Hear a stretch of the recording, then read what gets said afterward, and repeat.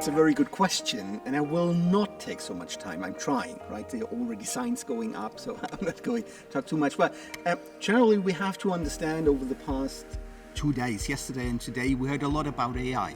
But we're talking about different levels of AIs, right? We're talking about fundamental developments that the big giants do, and then we have already applications that are very useful that can help small and medium-sized businesses actually to perform better. And when we look at developing countries or emerging economies, where can they benefit from artificial intelligence? And I would say it's any sector, more or less. But if you would push me to name the most important ones, then I would definitely have education at the very beginning. Now, let's be careful. There's a thing with teaching, and just, always imagining that ChatGPT is going to be your teacher. No, please not. Because the correct use of those tools is very important. But it can give you access to education in remote areas.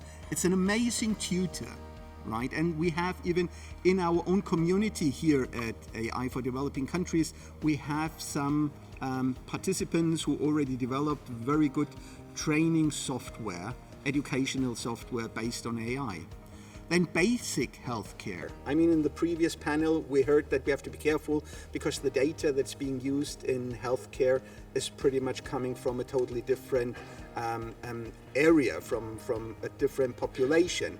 But it helps for basic healthcare, where people might not have access to healthcare. AI can help to get access to basic healthcare.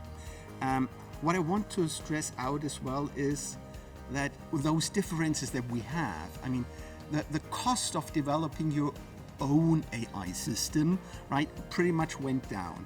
Nowadays, you don't have to have a large language model.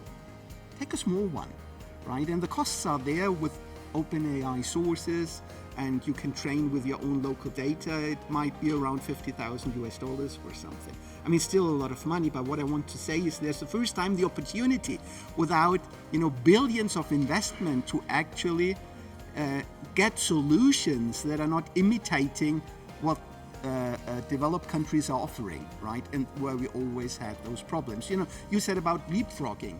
I would be careful. This is, already 3 steps ahead.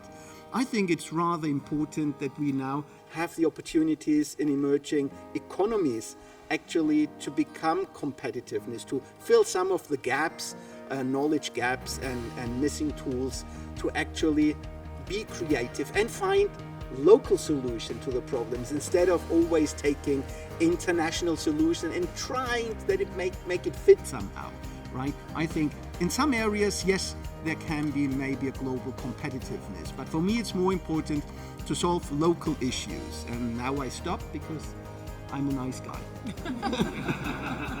So kind.